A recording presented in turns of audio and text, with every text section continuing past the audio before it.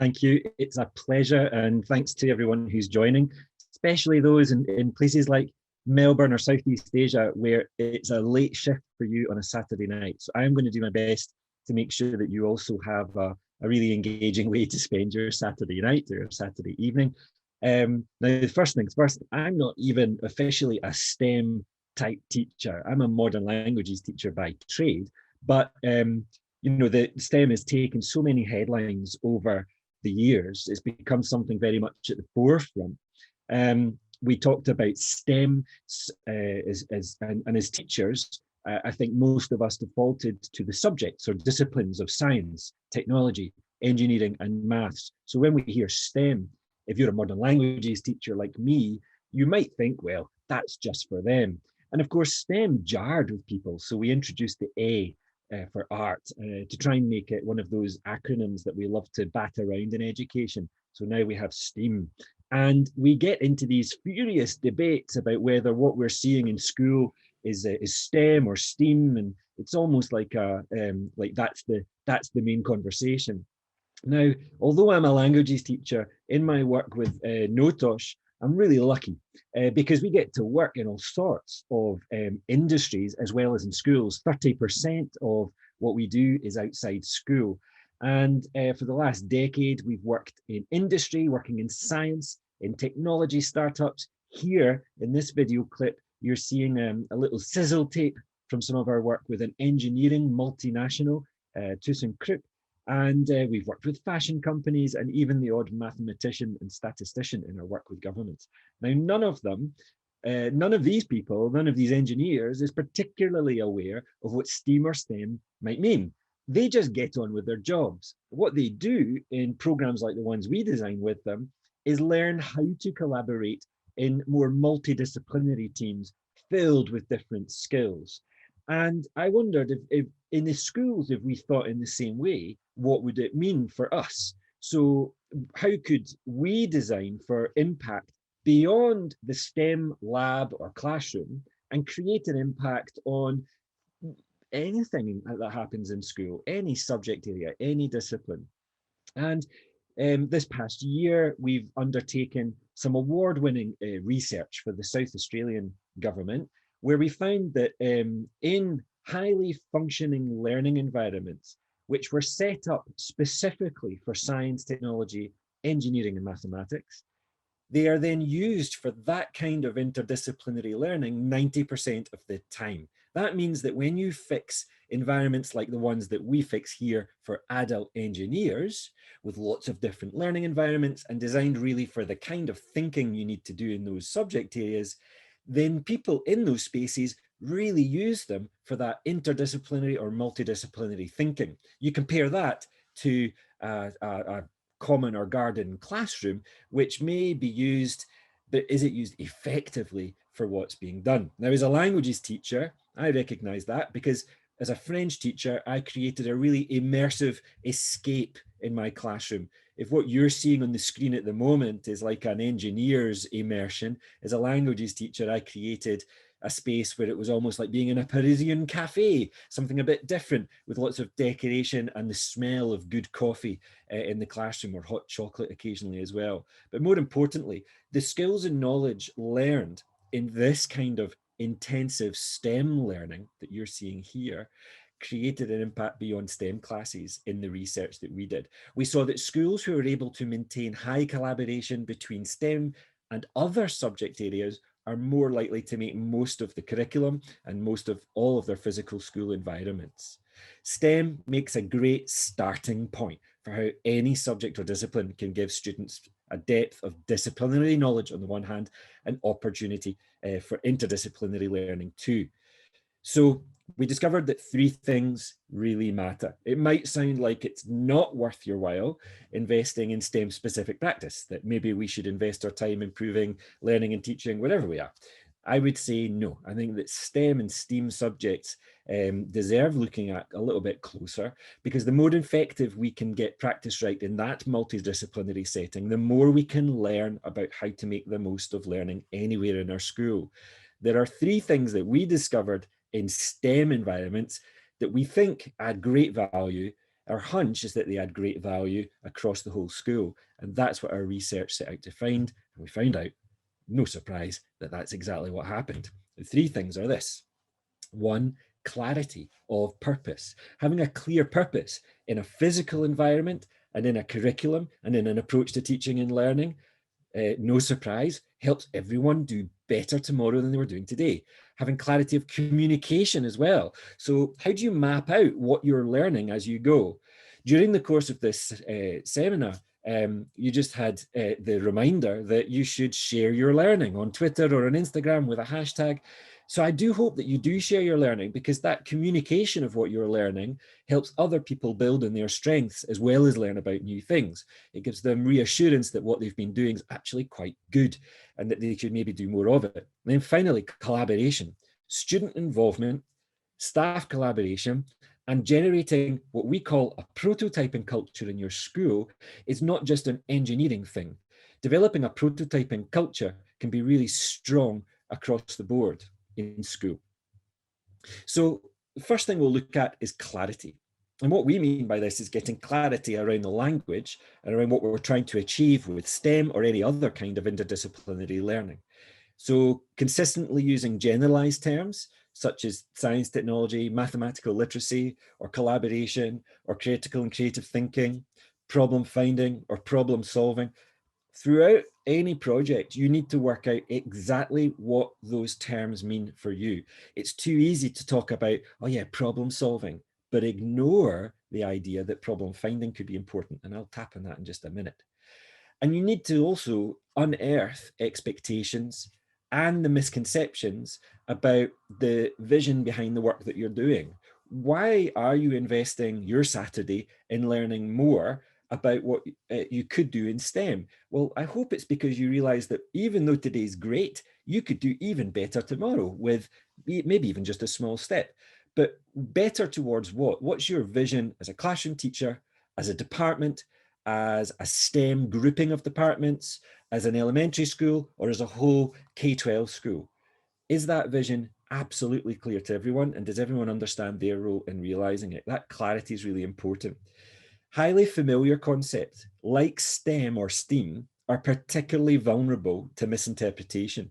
And so an even more concerted effort needs to be made to clarify expectations. Now, we've undertaken some work around this with the Scottish Government, because interdisciplinary learning, another phrase that we throw around, hasn't really taken hold as much as it might have done. And we wondered why.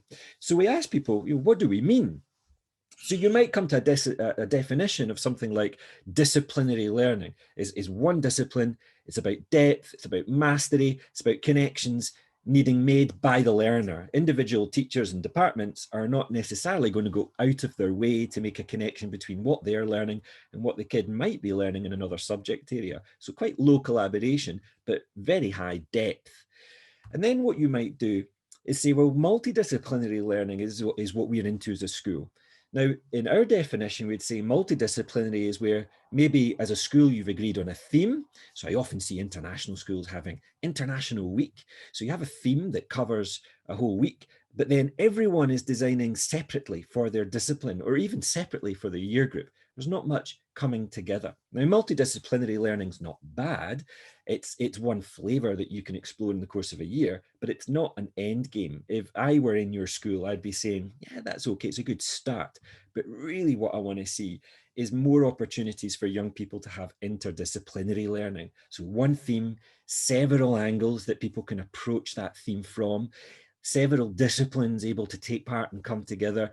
And the key here is that everyone designs together. That means that teachers sit around the same table, virtual table or real, and they design the learning objectives together. They design the approach together. They pace it together. They decide on how they're going to engage students and to what degree students are going to take ownership for driving that project forward, and to what degree teachers are going to push them. And teachers, because they plan together, are able to help make connections for and with students. So imagine using your Toddle planning process actually hand in hand with students and giving them a peek behind the green curtain of your Wizard of Oz like Toddle planning. And then finally, transdisciplinary learning. Imagine that interdisciplinary learning, but now applied to make a dent in the universe. Now, it doesn't have to be huge, and we'll explore what we mean by that. When you're trying to create an impact with your learning, it has to go beyond making a poster, I think, but it doesn't have to be about solving global poverty or solving the challenges of the environment or overcoming every challenge around racism and inequality. But we can make an impact, often locally. And that is really interesting, I think, for learners too, of all ages, from the youngest all the way through. One example of having this clear kind of vision was in Richmond Primary School in South Australia. They embarked by, first of all, making sure that everyone was informed. So really solid professional learning for all staff meant that they knew what they were dealing with. And that's super important. When you're coming up with a vision, it's not dreaming, you're building on your strengths. So if you're as a team maybe thinking, well, our STEM is good, but it's really just in one or two teachers' hands, think about how you can engage more than just the disciplinary expert teachers on those STEM areas. That's really important in elementary and middle school. I would say it's also important in high school, even when you're looking at something like the DP, where disciplines are very important. How you connect those disciplines means that everyone has to kind of be a jack of all trades and understand how the curriculum can interconnect. There are, what, 4,500 different combos that you can get just from the DP itself. So there's a lot of conversation and dialogue that needs to happen to come to that common understanding. And you can add further clarity, as this school did, by developing and circulating a kind of documentation that gives your commitment to an approach to interdisciplinary learning in STEM and STEAM or beyond. So think about documentation, think about how you communicate your goals. Why are you thinking about doing STEM and STEAM? Or why are you thinking about doing more interdisciplinary learning? What's in it for the learner? What's the evidence towards that?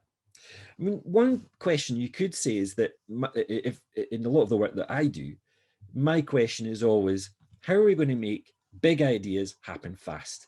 Because I have an impatience. I think young people have an impatience, and I'm really inspired by folk that I see. Just the other day, I've got Amanda Gorman's poem printed out here. I've read it through and heard her reading it while I read. I think it's an amazing big idea. It's just a poem, you might say. It's something that prints out on 3 pages. But for me, it's a big idea. So a big idea doesn't have to be a massive campaign. A big idea can be a piece of poetry that you share with the world.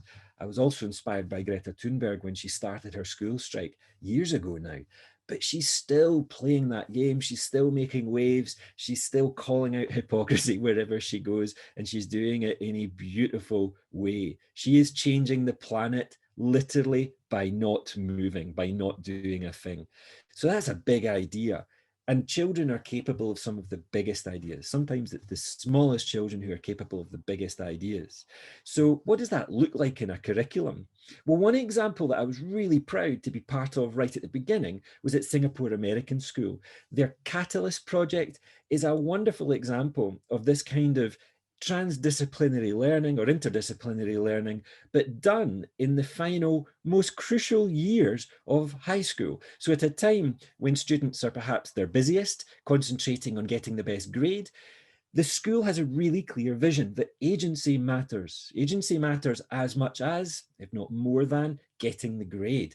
And they've got a lot of data to back that up. So they've done their homework. They've done their research, and using that homework and research and talking it through with partners like us, we were able to design a framework for projects where young people have to, first of all, choose a field to play in and then find an expert partner who works in that field and learn from them, almost like professional mentorship. And then they develop the skills needed to succeed in the workplace, but also the skills you need to really master a transdisciplinary project that's going to make a difference in the world around you. It might be publishing a cookbook, it might be having a taste of a career or publishing a piece of research on nanotechnology, it might be creating a social enterprise. But all of these create an impact beyond the individual student themselves. And the I think really cool thing is they present their results to the community in much the same way as I'm doing now to a learning community. This is not a presentation to class, this is a presentation to real people. What kinds of things do they get up to? They get up to things like Brewing, learning how to brew, learning how to build a bicycle from scratch with your own materials and carving them out. Woodworking, something which students often don't get a chance to in the very elite schools, but creating something of beauty. Applying nanotechnology to trying to find a cure for cancer. All of these things are fantastic, and there's a really simple framework that goes around it, designed by a collective interdisciplinary team of teachers. And they've nuanced this, they're constantly listening to students as they've developed this over the years. I think that it's incredibly important to note as well on the bottom right hand side that they're able to pick up on their mascot as a school and this idea of soaring. How do you help young people soar? So they've got a vision for learning that's not just about doing a cool design thinking type thing. It's a vision that's really tied to the purpose of the school. And for that, I think we should applaud them. Your vision might also simply be a quote. For me, one of my favorites is the person who says it cannot be done should not interrupt the person doing it. Maybe you could borrow a vision from someone else. So that point on clarity is really important. You've got to have vision, you've got to have a process for learning that you all agree upon, and a common understanding of how you're going to make use of your physical environment, as well as how you're going to make use of common shared practices. And I think that leads quite nicely to the second point around communication. Now, at this point, you can see that communication of a vision is really important, but how do you communicate a vision? Well, here's a vision that I really like. Everything around you that you call life was made up by people that were no smarter than you. It's one of my favorite quotes. It's someone who said, it's a lot of people grow up thinking that they're told the world is the way it is, that life is just, get on with it, live inside the world, try not to bash into the walls too much, try to have a nice family life, try to have fun, save a little bit of money. I tell you something, this year of all years is maybe said to us, that's a very limited life. Life can be much broader once you discover one simple fact, that everything around you that you call life was made up by people that were smarter than you. That quote is from Steve Jobs, and I love it because it's quite emancipating. When you think about changing things around you, most people will have a little yes, but that creeps up on their shoulder to remind them that it's not possible. What I'd love you to do in the chat, if you like, is put in what you think the influence that you would like to have would be. What's the project, what's the problem, what's the challenge you'd like to overcome, what's the opportunity that you're trying to seize upon. But if you're honest with yourself, there's a little bit of a yes, but that's getting in the way. If you add that to the chat, we'll maybe pick up on some of those later on and see if there's a way around it. What you have to do is not focus on the reason you cannot do something, but instead focus on influence. What can you influence? And I'm going to dig into a little bit of Stephen Covey. It's old school. It's about 30 years old as ideas go, but it's not a bad one. Focusing on your strengths is actually one optimistic strength we can all take, one optimistic step, sorry, we can all take. Focusing on what you can influence saves you energy. So, you've got to work out what's completely out of your control and then make a really conscious decision not to bang your head against a brick wall. It doesn't move the brick wall and you end up with this really sore head. And when you think about your work with, many of you will be international baccalaureate teachers, although I know there are lots of people working in other systems too. But, most of us do have headaches around the system getting in the way of what we would love to do, organizing our work. And maybe you're sat there really frustrated, actually, at what I've talked about with the ideas around clarity. You're sat there thinking, well, I can't do that. That's outside my control. Well, don't beat yourself up about it. Instead, focus on your circle of influence. What is it you can control? If you don't do that and only focus on bashing your head against brick walls that you have no control over, what you actually do is increase the emphasis of that. You chip away in the circle of concern, and it only does one thing. It makes that circle of concern even bigger. Whereas if you chip away at actually making small things happen and build on the strength, build on ideas that you've got little by little, you start to grow your circle of influence. And you go from being the person that wasn't sure you could have a success with this idea to being someone who says, what, that big idea I had, I didn't manage to achieve it, but I've actually started to get close to the result I wanted by doing the things that I can actually do. So concentrating on your circle of influence actually helps you create change way beyond yourself.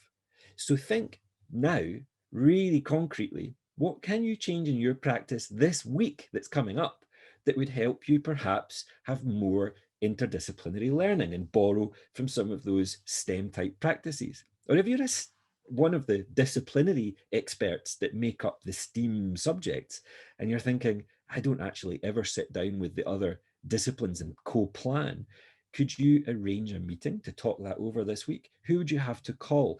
Doing that increases your circle of influence because now you become the connector, the people that make it happen. Now, Brompton Primary School is a small inner city primary school in South Australia, but they have this incredible skill. They know how to write a brief. A brief is what you give an architect or a designer when you need a job done. A brief is what you tell the plumber when they come and fix the pipes in your house. You say, that one burst last night, it needs fixed. That's a brief. A brief for learning is a little bit more complex. So they were the first school in the region who had a STEM specific space and learning environment completed, and they were completely in uncharted territory. There were no other schools that had done it similarly, so they were alone. They couldn't copy and paste ideas locally, so they had to think outside the box to think about what they wanted. They didn't know what they didn't know. They couldn't work out what a STEM space of the future would look like because they're living in today's practices. So what do you do in that? You ask young people. They asked students in the upper primary school to help develop the brief. And with our help, they were able to research other spaces, other learning environments, other practices that had been created. They even created a Pinterest board where all the students could share what they were finding over time. And they really enjoyed being part of the process, so that when the end result was then completed, students and teachers alike felt that they had ownership of it. This is a really good example of not concentrating on problem solving. Most STEM and STEAM is based on problem solving, and it's relentless and it's actually a bit boring. If everything is about problem solving, you're missing probably 80% of the job of most people who work in technology, in science, in engineering, and that is problem finding. The reason we have, for example, vaccinations beginning to be created so quickly is because years before what happened in 2019, years before that, people had found the problem. We will have a virus that spreads around the world really quickly, and we will need to find a vaccine to cure it. These people are great problem finders, and they are great problem shapers. So once presented with a more specific problem, they were able to shape it and work out, understand the problem before then developing a solution. Now, you can do this in class. You don't have to be the incredible scientists who create vaccinations to be able to shape a problem and find an original problem. With Melbourne Girls Grammar School, when they were on a trip to the UK, we welcomed them into one of our advertising company partners in London. And we took them through a process of finding problems. This is my colleague in the top left, Jerry Farrell, helping some of these young people find and shape the problem that they were trying to solve. We'd given them provocations. Now, a lot of the provocations we use are actually from the world of advertising. So here's an example of one. In the Pacific Ocean, there is so much plastic, an area the size of France has formed. Governments have simply ignored it. So we found a way to ensure they couldn't, by turning the country-sized trash patch into an official country. Les trash isles. Trash isles. A la isla de plástico. Des îles poubelles. Introducing the Trash Isles. On World Oceans Day, the Plastic Oceans Foundation and Land Management submitted an application to the United Nations to recognise the Trash Isles as an official country, because under the laws of the UN, other countries are then obliged to clean it up. Declared the part of the ocean where all the trash is gathered, the plastic, the Trash Isles. Has the petition been received, and what's your take on I that? think it's a very innovative and creative way to bring attention to a problem that is often not seen. Having met the criteria to become a country, the Trash Isles began recruiting citizens online. In the first few weeks, we had more citizens than some countries. There we go. So I'll pause that there. You can find that clip online. A fantastic project that actually succeeded in solving a problem, but it solved it through communication. what we wanted our young people to do was find a problem more local to them. And so the problem that we gave them was the Great Barrier Reef. The challenge in Australia, of course, is that the Great Barrier Reef is coming under attack from all sorts of issues, but largely global warming and people's energy use and the way that people lead their lives, the use of fossil fuels. And of course, Australia is a prime creator of a lot of those fossil fuels and an exporter of them. So problem finding involved 2 days almost straight. I'd say that a day and a half over a 2-day weekend was spent merely shaping and finding the problem.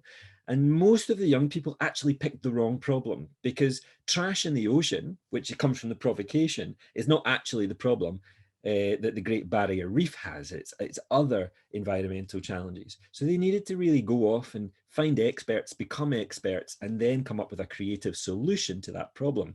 Our brief, our Great Barrier Brief, had one simple goal, one vision, one very clear vision, which was that they had 2 months to take the idea they developed over this weekend and get themselves into national media in Australia with the campaign idea that they created. And the theme of this interdisciplinary project was all around advertising, communication, and marketing. We gave them masterclasses on how to pull these together. We partnered with Havas, an advertising agency, global advertising agency. We took over their offices. This is the presentation space where the young people eventually had to stand up on a Sunday afternoon and pitch not only to their peers with their creative ideas, they also had to pitch up to advertising professionals from the agency. And of course, we had winners and we had winners all around. They were fantastic ideas. So problem solving, which is what they were doing here, here's our solution, our communication solution to the problem. It's the last thing that we did, not the starting point. Problem solving is the last thing you do. It's not the first thing that you do. Problem finding should occupy a significant part of the research, immersive learning that young people do in these kinds of projects. So when you're thinking about what works in STEM, yes, you need to have really strong understanding of the disciplines. Interdisciplinary learning doesn't work unless young people have a certain mastery of the disciplines. You've got to have a starting point. But and there will be a fair degree of problem solving there. But when you're going to launch an interdisciplinary project, one where you're trying to solve a bigger problem than just one discipline, than just beyond one person's problem, there you need something more than that. I'll take it a little bit further. In St Andrews Roman Catholic High School in the East End of Glasgow, we took on 180 young people for a 3-day project, which was designed to raise their confidence. This is a socioeconomically very deprived area. And also it was the beginning of their final years of school, where they don't have to come to school, but we want them to. We want them to stay and also find what they're passionate about and perhaps go on and make a difference there. And we used the SDGs, the development goals, to help frame the activity. And so the first job they had to do was spend a day exploring the SDG, which is written up here at a very high level, at really quite a vague level as well. And they had to think about local challenges related to those SDGs. So how might we reduce the use of plastics in local supermarkets? Brilliant question for young people to be asking, because all of our fruit and vegetables, for example, are wrapped up in plastics. Just asking that question and doing the research on it is enough to have prompted local supermarkets all over Scotland to begin removing plastic from those goods. How might we get an organisation to supply solar panels to those who can't afford them? Or how might we support women in Glasgow who are suffering from inequality? How might we visualise the inequality, gender inequality in Scotland? How might we identify the main causes of gender inequality? You can see that they started with solution, but by the third how might we, they've already got back into reshaping the problem to better understand it. So even young people, as they go about problem solving, and we call it solutionizing, it's coming up with a solution way too early, they start to ask the right questions that take them off into deeper investigations. For zero hunger, You might think in a rich country like Scotland, there's no need to think about that. But how about we visit kids who need free school meals on the holidays to make sure they're doing okay, and if not, give them food packages? This project was done in April 2019. And of course, this idea is the one that Marcus Rashford has taken to Boris Johnson, because the UK government has managed to avoid the challenge of young people being able to eat while they're working at home. A lot of children in the UK can't, their parents can't afford to feed them during the day. Their main meal normally comes from school. And so these children had spotted way before the problem even happened what the real problem was. And we could have fixed it before this pandemic came along, and we're fixing it now. So young people exploring, shaping, finding real problems that are worth solving, and then beginning to come up with ideas, sketching out as many ideas, prototyping as many ideas as possible, thinking about the consequences. If we do this, what could be the impact of our idea? And here, this is a genuine attempt to think about the money that the government could save if they opened a Mother's Pride crowdsourced childcare centre. What a fantastic idea to have launched. This young lady is now a member of the Scottish Youth Parliament. These young men picked up on inequality in the workplace between genders as a key challenge and came up with incredibly intelligent communication ideas to try and resolve that problem. And then, of course, they had to pitch it to everyone. We got Olympian and Commonwealth champion fencer Keith Cook to come and give them a pep talk on what it means to perform, and then perform they did. The feedback from these young people was incredible. They thought it was a really useful experience, gave a better understanding of what a workplace can be like, even though they were in a school gym. It was calm and relaxed. We were trusted to get on with our task and work together without someone watching over us. So for all these years in school, students have nonetheless maybe not had as much opportunity to think for themselves and collaborate on their own. I love this final part of this quote. It was scary, but I now feel much more confident in my interviewing skills and ability to communicate. In a project about confidence, you can't ask for better quotes than these. It's helped me grow confidence when speaking to new people. Great to be able to work alone, but still part of a wider team.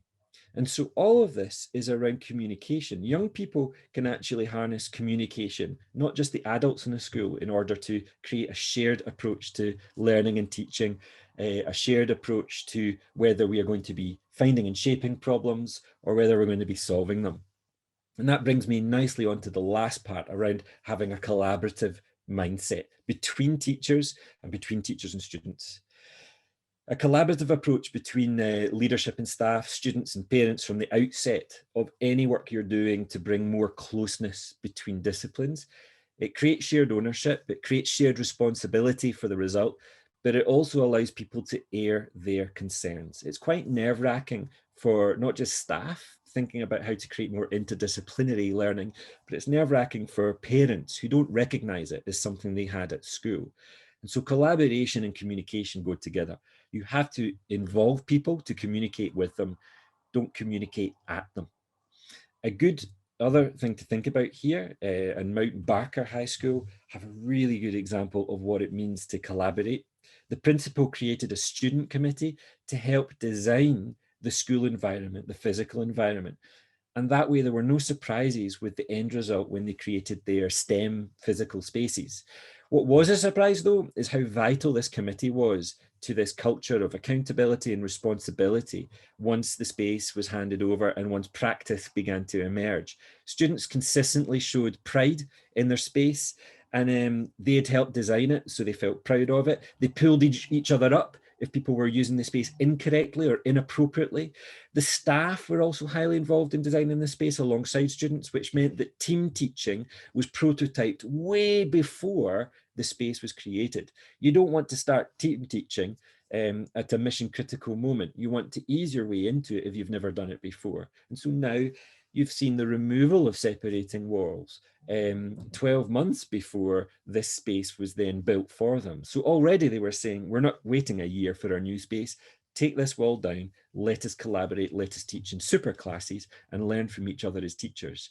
So the more you can involve students and teachers together in designing not just physical environment, but also curriculum and approach to learning, the better. And key to this is developing a prototyping culture way before you might think of big decisions like curriculum redesign, curriculum overhaul, or curriculum creation, or even bigger ideas like changing the physical environment or rebuilding the school.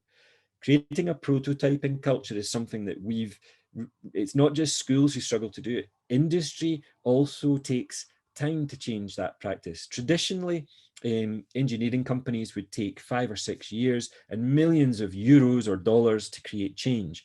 Oceanpedia is one of the technology startups that we helped form within the company ThyssenKrupp in Germany. Oceanpedia is this found a problem. They wanted to know what was going on in the oceans at any point in time. Who's using the water? What's happening to the water? What effect is the climate having on that water? What's the effect of humans on that water? They wanted to create the search engine of the oceans. So you could search the oceans in a click. But to do that, they needed to have some kind of technology that could gather data in every part of the ocean. And so what did they come up with? They came up with sensors and swarm intelligence that would allow, for example, a fisherman to drop off a little beacon, and using that would be packed with sensors and it would capture all this data about the ocean. But then we needed a reason for the fisherman to do this, and also we needed a reason for the fisherman to pay for the device, because we couldn't ThyssenKrupp's not a government, and it didn't have enough money to give these away for free, and they cost quite a lot of money to make. So the idea is that fishermen often catch the wrong fish, and if they do that, they have to throw them back into the water in many jurisdictions. It's called bycatch. So here the little submarine goes over the side, goes in hunter mode looking for fish, so it helps the fishermen find fish in the first place, but it also helps them find the right fish, that it's a clean catch. That was the first prototype. What you're looking at is the first prototype of that. The second prototype was built using existing kind of components that are freely available. A third prototype actually went and saw in the North Sea, is it possible to spot herring and only herring and see if there's any fish in there that we shouldn't be getting? And then the last prototype, 16 weeks later, was this. And this is an actual photo that I took in the North Sea of our little submarine going off to work. So prototyping is possible, but it's a culture rather than just a set of techniques. You have to be prepared to believe that you can collaborate with people from the very beginning, and that collaboration is not a cost, but rather it's going to help you go even quicker by borrowing the skills of the people around you. So there you go. 3 elements to think about as you plan your learning as an individual teacher, as a teaching team, or as a whole school. Be really clear on the purpose of what you're trying to do. Why is it so important that you are bringing these areas together, whether it's STEM or any other curricular areas? Communicate as you go what you're doing and what the impact of that is. Remember that young people can also use communication as a way to show that they're making a difference in the world around them. It's a vital component that they are involved. And that takes us to the final perspective. They've got to collaborate with their teachers, and teachers have to collaborate not just with students, but perhaps bring parents on board so that you can prototype, you can test ideas quicker and get ideas off the ground and tested and successful far quicker than before. So if you're interested, we've got some case studies that help you explore some of those stories in a bit more depth on our website at notos.com. And of course, I'm in all the usual places online if you want to pick up the conversation with me afterwards. But we're going to be able to have a conversation now, I think, in the form of a little Q&A. Yes. Thank you, Evan. That was some amazing stories. I think that everybody was completely engaged. So there are Anna asks in the chat, how can we create these wonderful learning environments in schools that mostly value standardized testing? And I'm sure that is something that is on a lot of people's minds. Any thoughts on that? What a question to start with. It's I get that it's hard. So the first thing is actually to test your hypothesis there. It's interesting when people say my school mostly values results and standardized tests. Actually test that out. It's worth going into worth taking senior leadership, parents and students together and asking. I'll give you an example. In say the International School of Luxembourg. I'll pick that as an example because it's well known as having a really strong academic result. Their students do incredibly well. They're amongst the best in Europe, and many of the schools we work with are amongst the best in Europe in terms of their examination results. They all publish their DP results. They all publish what they're about, you know. But in the International School of Luxembourg, their mission, the purpose behind their school is that we help them create, is that everyone in our community becomes inspired, resilient, and passionate about achieving what matters anywhere in the world. The implication there is that passing exams is not what matters. It's what you do with everything that you have learned. We created that mission by going out to the whole community, and we asked, with the help of about 25 people from the school, students, parents, teachers, we went out, we undertook about 250, 300 interviews, we brought people together for breakfasts, and together we asked what is important in this school, and that's what emerged. My hunch is that where we think schools really care only about standardized testing, that's just not true. When you find out what your school's actually about, then you can create some incredible spaces that are not copy pastes of what some other school did. It's yours because it's fundamentally attached to what's important to your community. If you're not the head teacher or leader in the senior leadership team, that might feel like a circle of concern question for you, something you cannot influence. I would argue no. Pick up the phone, ask for a meeting, and say, you know, I'm not sure what we stand for because I think that we're holding ourselves back.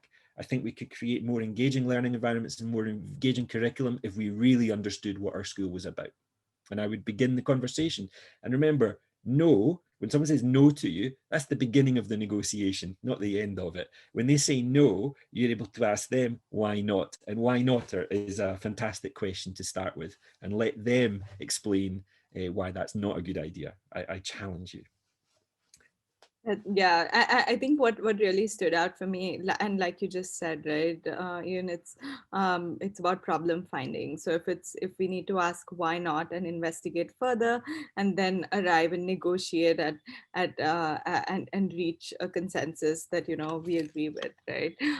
There is a couple of so I don't fully understand this question, but I think it's about prototyping, and how do you ensure that prototyping happens in a school that might not have all of the kinds of resources, or, you know, fancy 3D printers and things like that? What is, you know, how do you set up for success? How do you set your students up for success to do prototyping?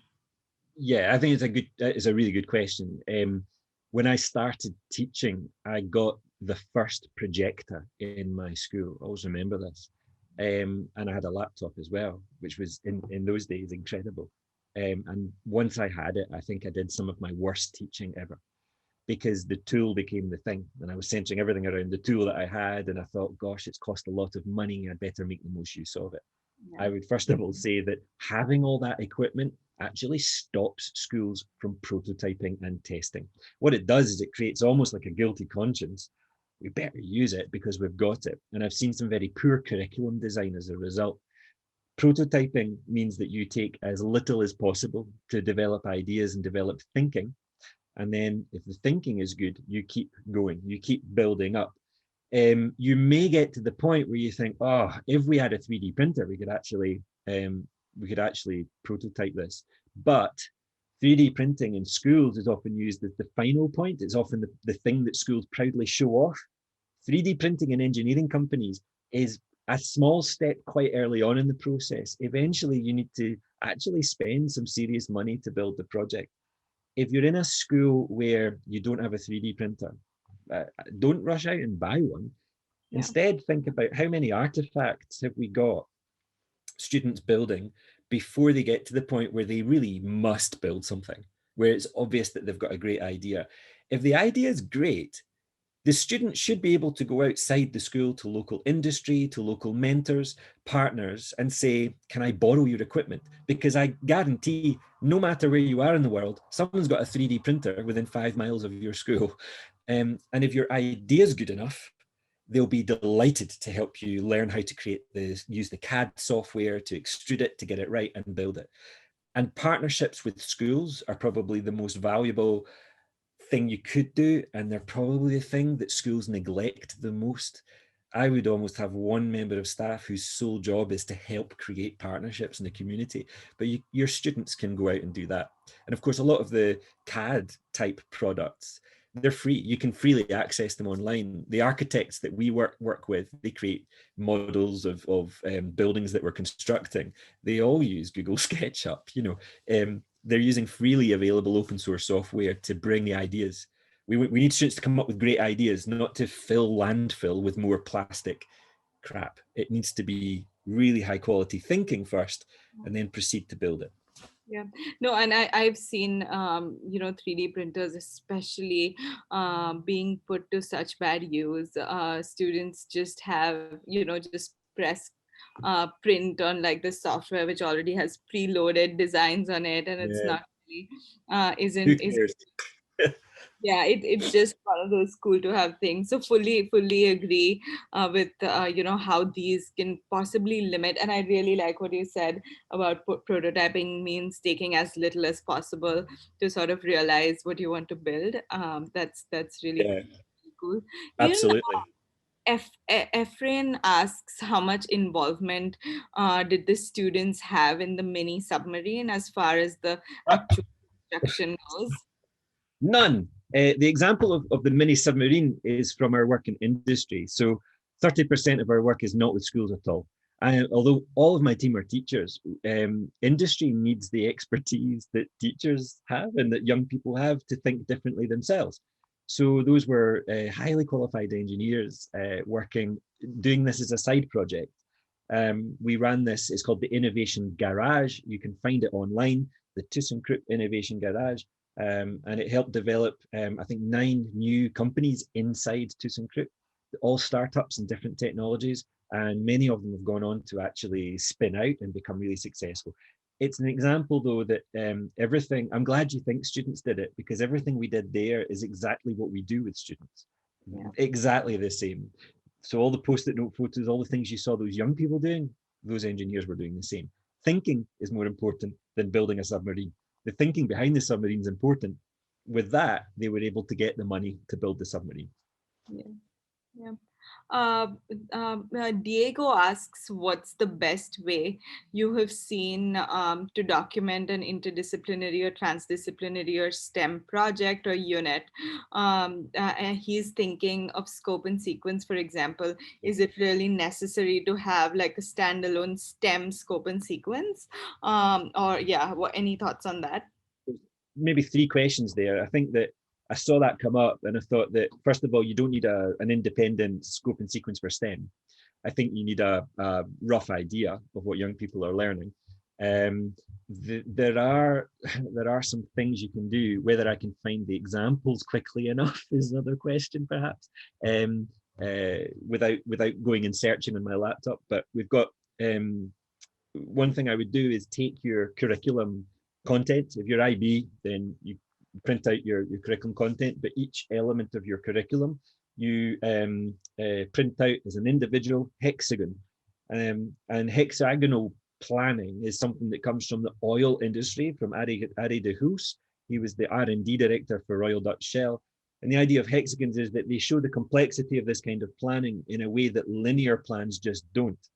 So that way you can map out your curriculum. And I think the mapping of a curriculum is useful in that way. It means that you are not just looking at STEM subject areas, but you're also looking at the importance of language development. You're looking at the importance of creative skills, creative thinking. So it's less exclusively about STEM and more holistic. Easier in elementary, definitely, but I would like to see more middle school and upper school, high school teachers getting into that way of collaborative planning. There are loads of great resources that people can use to do that. On our lab, notosh.com/lab, I think we've got some good, simple explanations of how to start that work. The second part of the question, though, was about examples of those kinds of scope and sequence for interdisciplinary projects. we undertook work with 80 practitioners across Scotland to try and answer that question. And we've done a lot of research kind of out there. And the fact is, I've not seen a lot of really good interdisciplinary examples of lesson planning. People tend to keep it to themselves. What I would say is that from what I saw from the inside workings of Toddle, you've got all the bits there. All the components are there, and it will help you create a linear narrative of what an interdisciplinary project could look like. I would definitely think that the first thing to do is plan a research phase. So plan your provocations.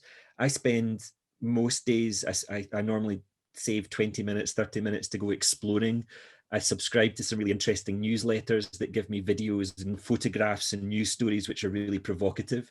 And I save all the good ones to Evernote so that when I get a history teacher coming to me and saying, I need a provocation around this, I can just go, hold on, I've got one. So think about your digital archiving as you go. Think about how you keep your cuttings. So really provocative things that are not useful today, but could be useful in the future. Coming up with great provocations, helping young people design their own questions. What I would say, and the reason that there are maybe so few interdisciplinary planning processes, is that students should be driving most of the learning. And so you're going to have a co-design, a co-planning through the whole process. You can plan the provocation, you can plan the activities that help them ask really good questions, but once they've asked their own really great question and they want to go off and solve that question, that's unplannable. You have to then help them understand the curriculum around you. And that's where something like Toddle comes handy, because you can quickly pull in content that you can drip feed to students through the course of a project. There are some good books around provocation. I've actually got one here. Here we go. On the bookshelf. So Provocations, Philosophy for Secondary School by David Birch. First of all, it's a beautiful book. It's well bound. It smells nice, but it's also got good provocations, starting questions, and questions to take you further. So voila, there you go. I hope that's useful. Great. That was really cool. Even also for people asking about the website, it's notosh.com/lab. I also wanted to yeah, you can go to notosh.com and everything's there, and everything stems off from there. Yeah, and for units on transdisciplinary or interdisciplinary STEM learning, definitely check out Toddle Community. There are lots of great, authentic examples which are very relevant, especially to the primary years. So make sure to check those out. We can, Shamal, if you can put in the link to Toddle Community, everyone can join for free and take a quick look at that. One question that has, and we knew this was going to come, was specifically for younger learners. Any advice for design work with the youngest learners? If you can give some examples even about how EY educators can go about implementing STEM, that'll be amazing. I think that there's a lot you can do. I think the first thing is you get kind of into the engineering thing and technology thing with very little learners, and you hit a brick wall. Because there are things you can do, but if you're lesson planning on Amazon, if you know what I mean, if you're going looking for things that you can buy to give young people to make things, you're limiting what's possible. Some of the best STEM learning I've seen with kind of 2, 3, 4-year-olds is outdoor learning. Get outside. And I would say as well that in a time of a pandemic, we should be outside more anyway. There's plenty of learning to be done there. So forest school pedagogies often help you understand what's there. There's some great master classes on setting up gardens and understanding ecosystems, how to create ecosystems in your garden. So you can have recipes like that, and Giver Tully's just brimming with recipes that you can follow and then leave. Of course, recipes are there to be broken. You go and experiment and you come up with something else. And I think that you can, so outdoor learning is really a rich area to go for. And then of course the other thing is playful learning. I wouldn't try to do STEM with tiny kids.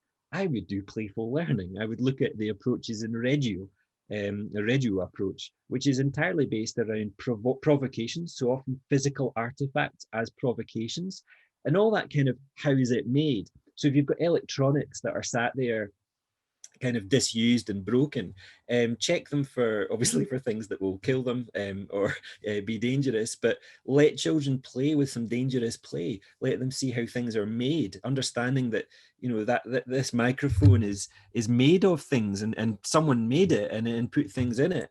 Let's take it apart and see what's happening inside. And that's just interesting stuff, and that's the beginning of maybe helping young people realize technology and engineering is people first and foremost, not things. It's people and ideas. The things come much later. Yeah,